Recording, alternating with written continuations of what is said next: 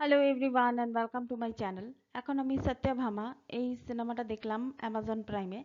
এইটা জিওতেও আছে, অ্যামাজন প্রাইমে আছে, দুটোতেই আপনারা দেখে নিতে পারেন। তো এখানে মুখ্য চরিত্রে যারা যারা অভিনয় করেছেন, কাজল আগরওয়াল, নবীন চন্দ্র, অঙ্কিত, প্রজ্বল সহ আরও অনেকে। এই সিনেমায় দুটো ছোট ছোট চরিত্রে রবি বর্মা এবং প্রকাশ রাজ অভিনয় করেছেন। মূলত এই সিনেমাটা আহ, মানে সত্যভামার উপর। সত্যভামা মানে কাজল আগরওয়ালের চরিত্রটাই হচ্ছে, তার নামই হচ্ছে সত্যভামা। এবং তিনি আহ, মানে পুলিশের হায়ার র্যাঙ্কে তিনি কাজ করেন। তো তার একটা বিষয়, একটা ইনভেস্টিগেশন শুরু হয় তার বিয়ের দিন থেকে। এবার বিয়ের দিন থেকে শুরু হয়, বিয়ের দিনে সে ইনভেস্টিগেশন করতে যায়, মানে তার নিজের যখন বিয়ে, যেদিন বিয়ে হবে ইনভেস্টিগেশন করতে যায়, সেটা নিয়েই হচ্ছে পুরো সিনেমাটা এখানে চলছে। এখানে ভাই বোন আছে।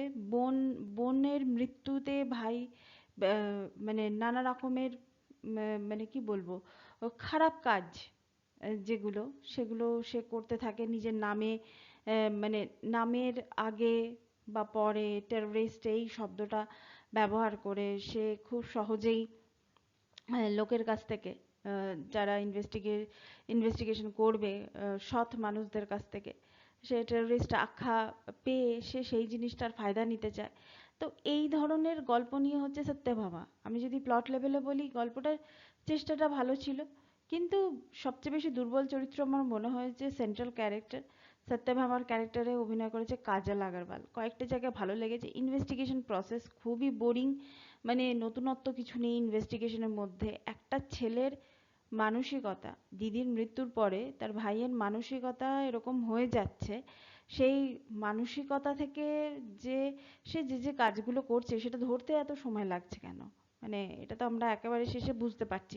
এবং শেষে যে যে ক্লু দিয়ে আমাদেরকে মেলানোর চেষ্টা করা হয়েছে, সেই ক্লুগুলো যথেষ্ট মানে কি বলবো, মানে খুবই খুবই সাধারণ ক্লু। মানে আমরা ওই ধরনের ক্লু আমরা এমনিতে অনেক বেশি ইনভেস্টিগেটিং থ্রিলার মুভি বা ওয়েব সিরিজ আমরা দেখেছি। তো সেই হিসেবে ওই ক্লুগুলোকে আমার আমার কাছে কিছুই মনে হয়নি। তো সেই হিসাবে তো আমার কাছে এই পুরো ঘটনাটা, মানে পুরো যেভাবে আর কি ইনভেস্টিগেশনটা শুরু হয়, সেই ঘটনাটা আমার কাছে খুবই একটা ক্লুলেস, সাধারণ মানের একটা ইনভেস্টিগেশন মনে হয়েছে। কিন্তু গল্প লেভেলে কিন্তু সিনেমাটা যে ধরনের গল্প, যে জিনিসগুলোকে ইনক্যাশ করতে চেয়েছে, সেই জিনিসগুলো কিন্তু যথেষ্ট ভালো। কিন্তু একটা ক্লুলেস সিনেমা হয়ে রয়ে গেছে এখানে। কাজল আগরওয়ালের হাজবেন্ডের চরিত্রে নবীন চন্দ্র, সে একজন খুব কিন্তু খুব প্রমিসিং একজন অভিনেতা। আমি তার সিনেমা দেখেছি। তো নবীন চন্দ্রের চরিত্রটাকে একদম মানে ভালো করে লেখা হয়নি। রবি বর্মা, প্রকাশ রাজের চরিত্রগুলোকে খুবই বাজেভাবে লেখা হয়েছে। এখানে যদি ভালো চরিত্র যদি কারো লেখা হয়ে থাকে, তাহলে প্রজ্বল বলে যে অভিনয় করেছে, মানে ভাই, ভাইয়ের চরিত্র, মানে যে চরিত্রটার নাম হচ্ছে ইকবাল। ইকবালের চরিত্রটাই আমি একমাত্র দেখলাম যে তার চরিত্রটাকে একটু যত্ন নিয়ে লেখা হয়েছে। নট অনলি দ্যাট, এই সিনেমাটাতে কাজল আগরওয়াল মানে সত্যভামার চরিত্রটাকেও কিন্তু ভালোভাবে লেখার দরকার ছিল।